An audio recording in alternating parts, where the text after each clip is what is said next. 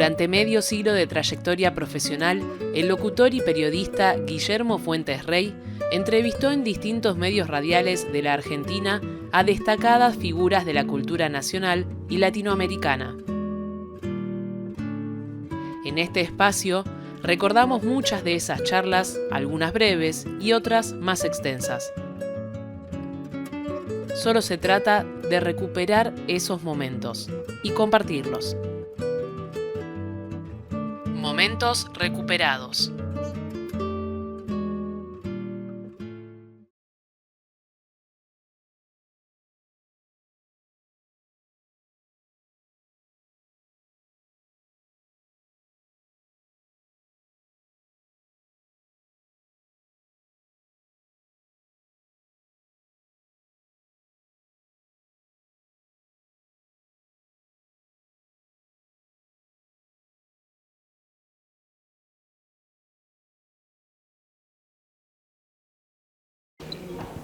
Baden-Powell, usted nació en una casa musical.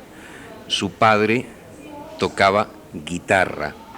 ¿Fue él su primera influencia?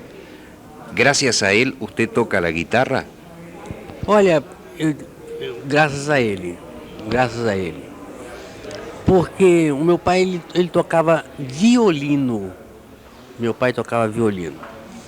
Mas ele tocava um pouquinho de guitarra também. E minha casa sempre foi uma casa onde eu nasci, sempre foi uma casa de músico. Meu pai era músico. E meu pai era do interior do Rio de Janeiro.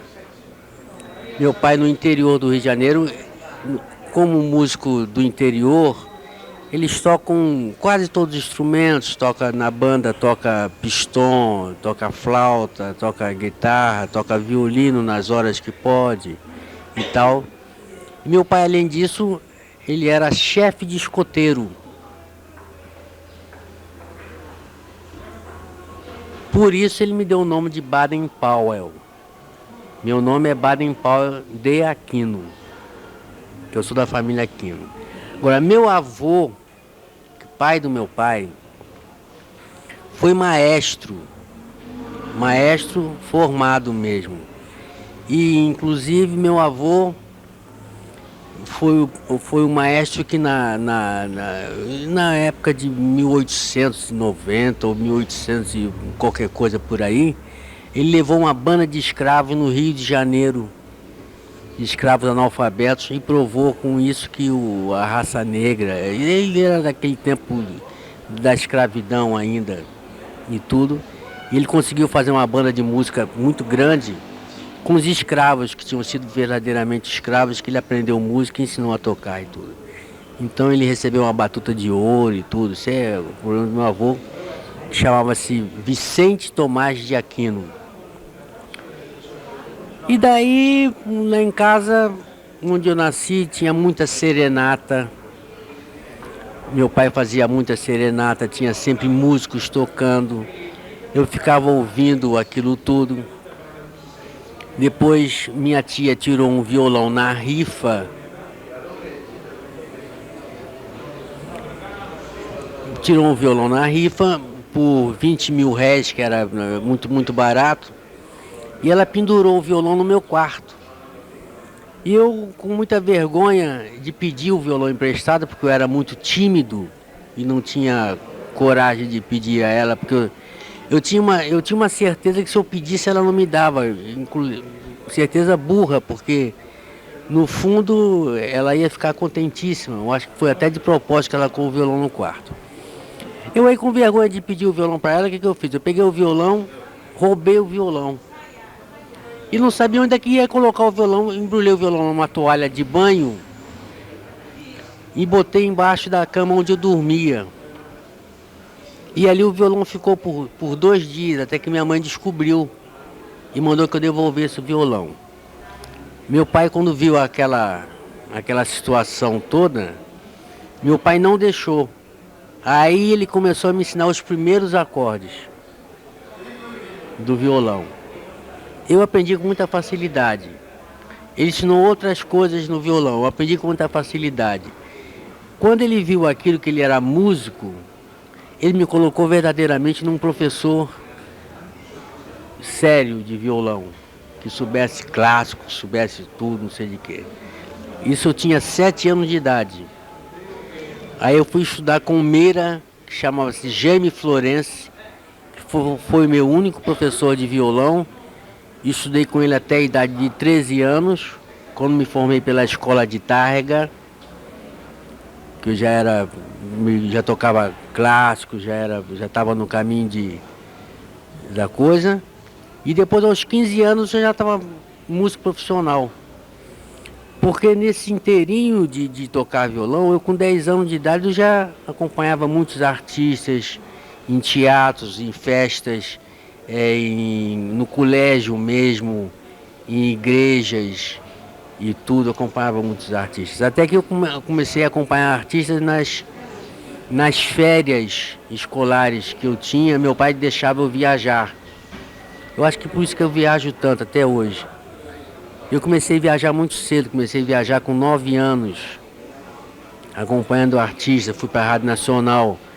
Depois, aos 14 anos, eu já estava tocando na orquestra do Radamés, como profissional, tocava em cabaré, escondido, porque eu só podia entrar com maior de idade, mas era garoto, eles deixavam eu passar e tudo. E com 15 anos, 16 anos, já era verdadeiramente um músico profissional. E aí eu não sei mais, aí eu já tinha feito tudo, já tinha tocado. Eu acho que no que se fala de música, de tocar, eu toquei em tudo que o senhor pode imaginar.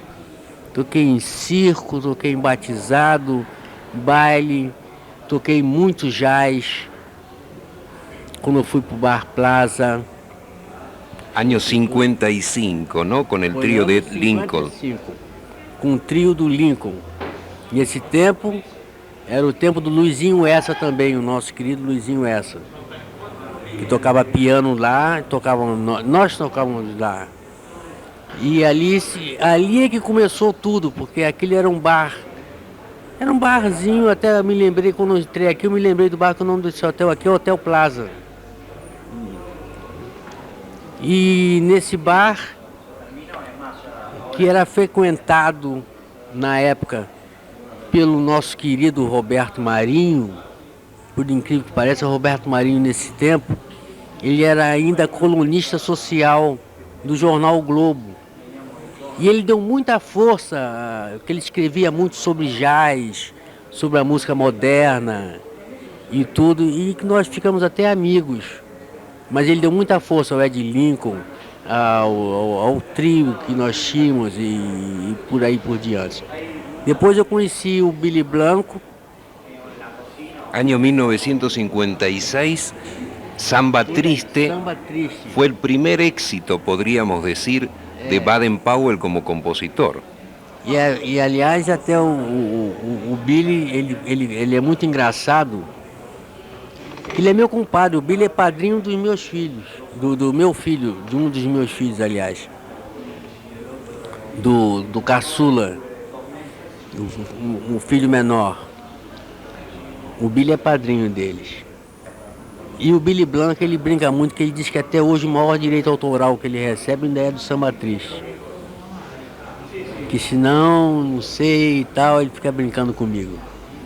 E foi uma música que foi consideravelmente muito sucesso na época e que eu não posso esquecê-la nunca. E que eu acho que eu vou tocar ela aqui na Argentina, no meu show, vou escrever hoje. Retomamos el diálogo con Baden-Powell para hablar de otro momento importante de su vida. Un momento que situamos hacia 1961-1962, cuando conoce a Vinícius G. Moraes. Foi um pouquinho antes, senhor Guilhermo. Eu conheci o Vinícius em 1958 para 59, onde numa boate, chamava-se Boate Arpege, em Copacabana. Essa boate tem uma coisa muito engraçada. Eu tocava como músico da boate. E tinha um show que era Tom Jobim, nesse tempo, e Ari Barroso. E quem estava presente todos os dias era o nosso diplomata, o nosso saudoso Vinícius de Moraes. E Vinícius um dia me chamou à mesa dele e me perguntou: Baden, eu já conheço as suas músicas e tal, eu sei que você é compositor, então você não quer tomar um gole comigo, não quer tomar um uísque comigo, conversar um pouco? Eu falei assim, claro. Eu fiquei assim, né, todo tímido. Vinícius era o Vinícius, o grande poeta Vinícius e tal. E quando ele me convidou para ser parceiro dele, se eu não queria fazer, se eu deixaria ele fazer uma letra para minha música, claro que eu saí todo contente e tal. Mas Vinícius, nessa noite, ele me confidenciou uma coisa que eu desconhecia, que ele falou assim: eu sei que você toca muito Johann Sebastian Bach, coisas clássicas de Bach. E eu queria mostrar para você uma letra que eu fiz para uma tocata de Johann Sebastian Bach. E eu fiquei assim, olhando para o Vinícius, eu não conhecia ele direito, né? Estava conhecendo naquela noite. Eu falei assim, mas Vinícius, você fez letra para tocata de Johann Sebastian Bach? Assim, eu fiz uma letrinha e tal. Eu falei assim, mas você tem certeza que é a tocata de Johann Sebastian Bach? Eu tenho certeza. Mas vamos sair daqui, vamos ali no bar, que eu vou te mostrar como é. Quando ele falou isso, eu olhei para a garrafa do Vinícius para ver quantos uísques ele já tinha tomado. Eu falei assim, eu acho que ele não está falando bem. Tem qualquer coisa errada nisso aí. Quando ele levou para o bar, ele me mostrou que ele tinha feito a música para a tocata 147, que se chama-se Jesus, a Alegria dos Homens. Que ele fez uma grande marcha-rancho, que foi o Rancho das Flores.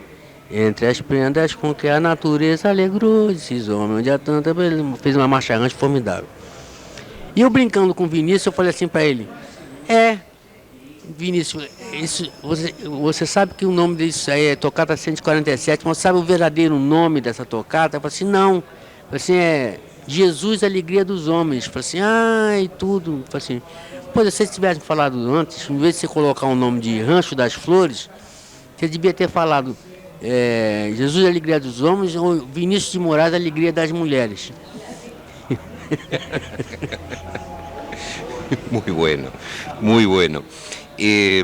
Baden, con Vinicius, ustedes trabajaron mucho en torno, alrededor de las raíces africanas, los famosos afro-sambas, ¿verdad? Isso aconteceu e depois desse encontro, nós marcamos um encontro num hotel Miramar, onde ele passava sempre, ele, Vila Lobos. Tinha uma turma que era a turma que a gente dizia a turma do copo, de tomar o seu uísque e tal. Eu fui lá, fiz 2 canções com o Vinícius, depois o Vinícius me convidou para ir à casa dele, onde eu fui também para fazer 1 ou 2 músicas com ele. E nessa 1 ou 2 músicas eu fiquei morando lá 4 meses.